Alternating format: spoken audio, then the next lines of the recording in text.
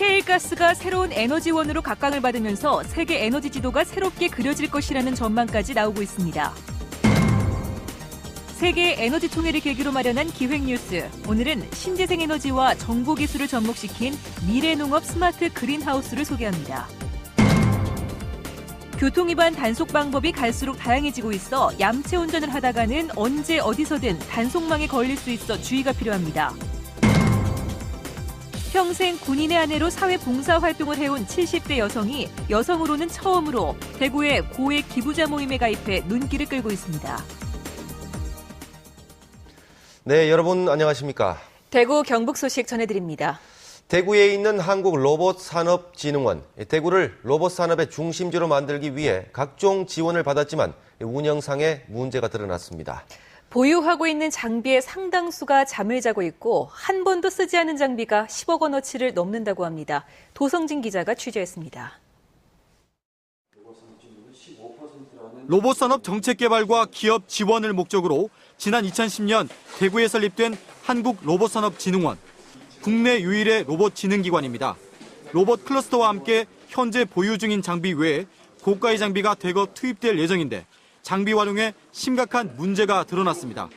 로봇의 위치를 정밀하게 측정하는 이 기계는 5억 2천만 원이나 되지만 최근 3년 동안 한 번도 사용하지 않았고 2억 5천만 원짜리 이 GPS 장비도 3년째 잠자고 있습니다. 이처럼 3년 동안 사용 실적이 전무한 장비가 9개에 구입 가격이 10억 8천만 원에 이르고 3년 동안 20시간도 사용하지 않은 장비가 3개, 구입 가격이 13억 7천만 원에 이릅니다. 전체 보유 장비가 47종에 32억 4천만 원인 걸 감안하면 넉 대 중 한 대는 잠을 자고 있고 전체 평균 가동률도 15%에 그치고 있습니다. 똑같이 정보 지원을 받는 연구기관들의 고가 장비 가동률이 평균 46%인 걸 감안하면 로봇산업진흥원의 15%라는 장비 가동률은 매우 심각한 수준입니다. 신설기관이기 때문에 현재 운영 노하우 추적 등의 체계를 좀 잡아가고 있는 단계이고 이관받은 제조 지원 장비 노후 등의 한계가 있지만 장비는 물론 로봇 관련 사업의 실질적인 수요 예측이 부족해 이 같은 낭비가 반복될 경우 밑빠진 독에 물붓기가 될 것이란 우려가 나오고 있습니다. 장비 가동률은 해당 산업의 저변 확대 및 활성화 정도를 그대로 보여주는 것입니다.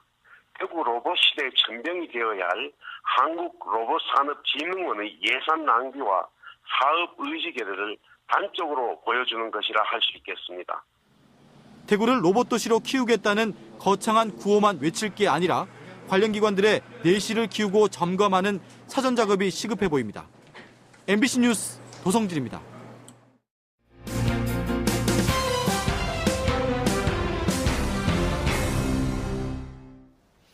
네, 세계 에너지 총회를 계기로 마련한 기획뉴스. 오늘은 네 번째 순서로 신재생 에너지와 IT를 농업에 접목시킨 스마트 그린하우스를 소개합니다. 윤영균 기자입니다.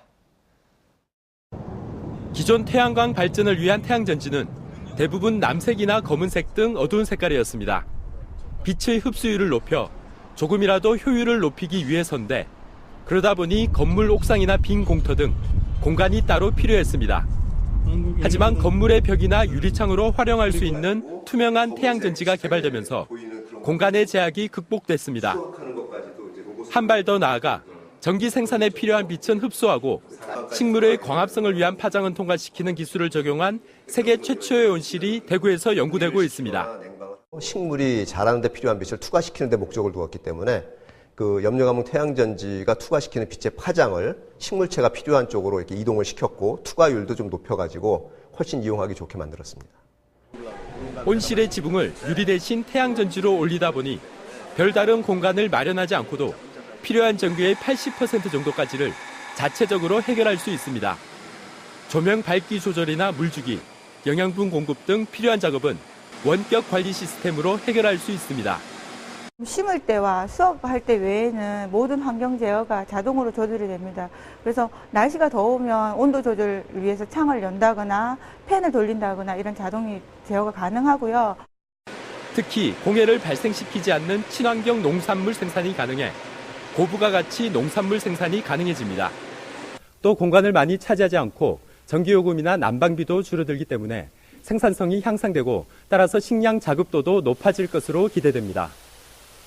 신재생에너지와 농업 ICT 융합의 선두적인 사례로서 향후 식물공장, 도시농업 등의 활용이 가능한 세계 최초 기술이 되겠습니다. 1차 산업인 농업이 미래 핵심 기술인 신재생에너지, 정보기술과 결합해 새로운 시대를 열 수 있을지 주목됩니다. MBC 뉴스 윤영균입니다. 대구 세계에너지총회에서는 미래 에너지에 대한 논의가 활발합니다. 새로운 에너지원으로 셰일가스가 주목받고 있습니다. 권윤수 기자가 보도합니다. 세계 2위의 영국 석유회사 BP는 앞으로 석유는 53년, 석탄은 109년, 천연가스는 56년 이후 고갈될 것이라 예상했습니다. 하지만 땅 깊은 곳 암석 틈새에 분포하는 셰일가스 대량 생산이 가능해지자 상황이 바뀌었습니다. 셰일가스 매장량은 전 세계가 59년 동안 사용할 수 있는 양으로 천연가스 매장량과 비슷한 수준으로 추산됩니다. 또 석유나 가스가 중동과 러시아 등 일부 지역에 집중됐던 것과 달리 전 세계에 퍼져 있어 세계 에너지 지도가 완전히 새로 그려질 것으로 예상됩니다. In a nutshell, yes, it is a long-lasting change for the gas business. Yes, it will emerge outside the US one day, but it's still very unpredictable to know when and how much. 셰일가스 개발이 본격화하면 기존 석유나 천연가스 가격도 낮출 수 있어 무역 수지 개선과 물가 안정도 기대됩니다. 대체 에너지 개발이 본격화하지 않은 상황에서 상대적으로 환경 오염이 덜한 가스의 비중이 갈수록 커질 것이라는 전망도 나옵니다. We have something like 1.3 billion people in the world having no access to modern energy. Having that in mind, it means that we need to continue to produce fossil fuels also. And it's where gas has a fantastic role to play. 현재 셰일가스의 90% 이상은 미국에서 생산되지만 매장량이 가장 많은 중국이 셰일가스를 본격적으로 생산하면 세계 에너지 지도는 물론 경제 판도까지 흔들 수 있다는 예측이 나오고 있습니다. MBC 뉴스 권윤수입니다. 세계에너지총회 사흘째인 오늘 대구시와 산업통상자원부는 오늘 저녁 대구미술관에서 총회에 참가하고 있는 각국 정부, 장관급 인사와 글로벌 기업 대표 등을 초청해 한국의 밤 행사를 가졌습니다.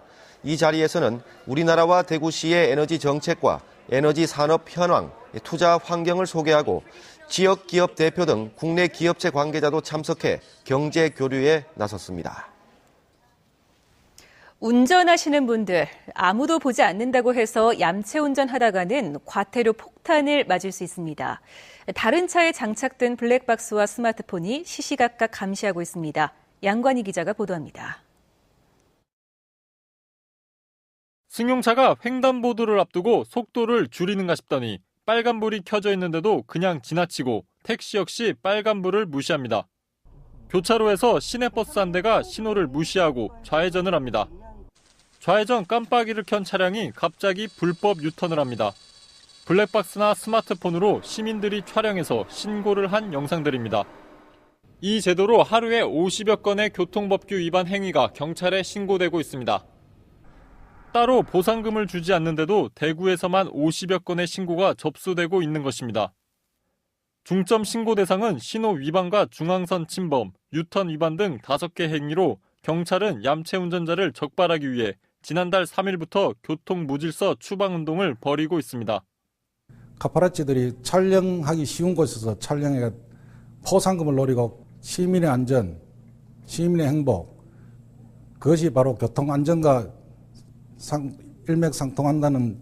죄가 다른 사람한테 이 모범이 돼야 되니까 그렇잖아요. 예. 더더욱 조심하게 되고. 스마트폰 보급률이 급격히 증가하고 블랙박스 설치 차량도 늘어나면서 경찰관이나 단속 카메라가 있는 곳만 조심하면 된다고 생각하는 얌체 운전자들이 적발되는 사례가 늘고 있습니다. MBC 뉴스 양관입니다. 부도로 문을 닫은 웅진 폴리실리콘 상주 공장에 대한 첫 경매가 진행됐습니다. 감정가가 4천억 원이 넘었는데 응찰자는 한 명도 나타나지 않았습니다. 이정희 기자가 보도합니다.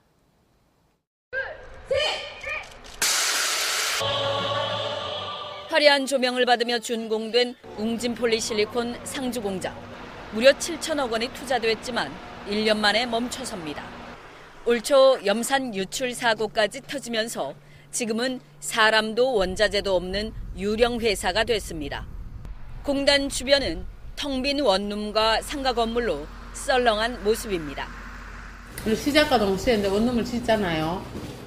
짓는데 분양이 안 되고 계속 공실이에요. 결국 투자 유치 5년 만에 공장이 법원 경매 물건으로 나왔습니다. 경매 감정가는 공장 건물과 토지를 합쳐 4천억 원이 넘습니다. 공장 물건 가운데는 역대 최고가입니다. 대구지법 상주지원에서 실시된 첫 경매 결과 응찰자가 한 명도 나타나지 않았습니다. 채권단이 매각을 취하하지 않는 한 30% 떨어진 경매가로 다음 달 12일 새 매각 절차가 진행됩니다. 100억 원이 넘는 보조금을 지원하며 장밋빛 전망을 쏟아냈던 경상북도와 상주시, 곤혹스럽기는 마찬가지입니다. 큰 기대를 했으나 중단되니까 대기업이라든지 하여튼 실력공학계 업체에서 빨리 인수해서 정상 가동이 됐습니다. 이미 그룹 차원에서 진행된 매각이 여의치 않아 경매에 넘겨진 상태여서 매각이 쉽지 않고 인수가 이뤄진다 해도 경상북도와 상주시의 가압류 채권은 사실상 회수가 불가능할 전망입니다. MBC 뉴스 이정희입니다. 새누리당 김영조 의원이 안전행정부로부터 받은 전국 시도별 지방세 과오납 현황을 보면 2010년부터 지난해까지 잘못 거둔 지방세가 대구가 101억 원, 경북은 332억 원이나 됐습니다. 특히 경북은 잘못 거둔 지방세가 경기와 서울, 경남에 이어 네 번째로 많았습니다. 1억 원 이상을 기부하는 아너소사이어티 회원이 계속 늘고 있습니다. 주로 남성들이 가입했었는데 대구에서 처음으로 여성 회원이 탄생했습니다. 김은혜 기자가 보도합니다. 대구 남구에 사는 78살 김기호 씨. 평생을 군인의 아내로 살아온 김 씨는 자가용을 타지 않고 걷거나 버스를 이용하는 검소함이 몸에 배었습니다. 그러면서 알뜰하게 모은 돈을 사회에 기꺼이 기부하는 나눔과 실천의 삶을 살고 있습니다. 지난해 쌈짓돈을 모아 마련한 1,000만 원을 불우한 학생들의 장학금으로 쾌척한 데 이어 3년 동안 모은 적금 1억 원을 대구 사회복지 공동모금회에 기부하기로 했습니다. 지난해 세상을 떠난 남편과의 약속을 지키기 위해서입니다. 우리가 혼자만 배불리 먹는 것보다는 주위와 더불어 같이 나눔을 실천하자 하는 그런 의미에서 늘 바깥 양반하고 내가 조금 덜 쓰고 또 아끼고. 나눔은 많이 가져야만 할 수 있고 가진 게 적으면 할 수 없는 일이 결코 아니라고 말합니다. 예, 이렇게 사지가 멀쩡한 사람들은 정말 행복하다고 생각합니다. 그렇지만은 또 몸이 불편하고 또 마음도 또 이렇게 정말 추운 사람들, 그런 사람들을 위해서 썼으면 하는 바람입니다. 모든 사람들이 이웃과 좀 나눔 문화에 대해서 나는 돈이 없어서 이런 생각은 좀 달리 해야 되지 않겠느냐 생각을 합니다. 그리고 또한 여성으로서 첫 아내를 하는데 큰 뜻도 있다고 생각합니다. 대구 지역 아너소사이어티는 이제 13명. 지난 2010년 이후 회원이 늘고 있지만 여전히 광역시 중 하위권에 맴돌고 있는 가운데 모금회는 이번 사례를 계기로 더 많은 나눔 실천이 잇따르길 기대하고 있습니다. MBC 뉴스 김은혜입니다. 대구대학교 교수회는 긴급 성명을 내고 지난 11일 종전재단 측 이사들이 차기 총장 임명을 위한 이사회에 불참한 것은 재량권을 일탈하고 정당한 업무를 회피한 처사라며 이사회를 계속 거부한다면 그 책임은 종전재단 이사들이 져야 할 것이라고 주장했습니다. 총학생회 비상대책위원회와 총대의원회도 긴급 성명을 통해 홍동열 총장 임명을 촉구하는 한편 요구가 받아들여지지 않으면 집단 행동에 나설 것이라고 밝혔습니다.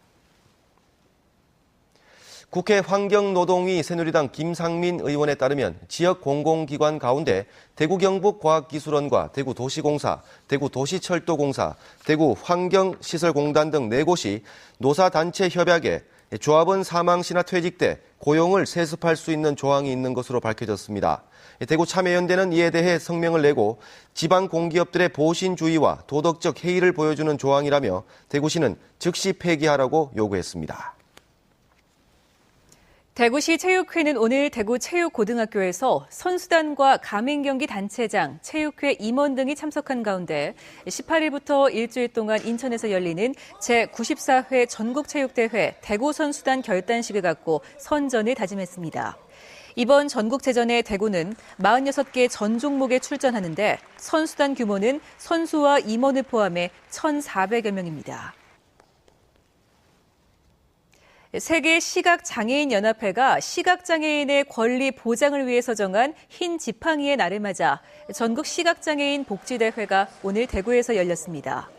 전국 각지에서 온 시각장애인과 장애인 단체장, 자원봉사자들이 참석한 가운데 대구 시민체육관에서 열린 오늘 행사는 세상과 소통을 위한 길을 열어주는 의미를 담은 흰 지팡이 전달식과 흰 지팡이 헌장 낭독, 유공자 표창 등의 순으로 진행됐습니다. 일본의 문인 20여 명이 한일 문화 교류를 위해 대구를 방문했습니다. 일본의 시인과 소설가 등 문인 20여 명은 오늘 이상화 고택과 서상돈 고택을 둘러보고 대구 시립서부도서관에서 한일 문화 교류의 밤 행사를 가졌습니다. 일본 문인들은 내일은 고령 일대를 둘러보고 17일 가창 녹동서원을 방문할 예정입니다. 한국전력공사가 대구 세계에너지총회를 계기로 어제 중국 선서성 런룬허우 부성장과 경명국제합자법인의 발전 방안을 논의하고 대당 집단 천진항 동사장과는 내몽고 등의 풍력 사업 확대와 신규 사업 개발을 위한 양해각서를 체결했습니다. 오늘은 이탈리아 에넬사 풀비오 콘티 사장과 스마트 그리드 협력 방안 등에 대해 논의하고 인적 자원 관리와 정기적 인력 교류와 관련된 양해각서를 체결했습니다. 네, 10월 15일에 전해드린 대구 MBC 뉴스데스크 오늘 준비한 소식은 여기까지입니다. 시청해주신 여러분 고맙습니다.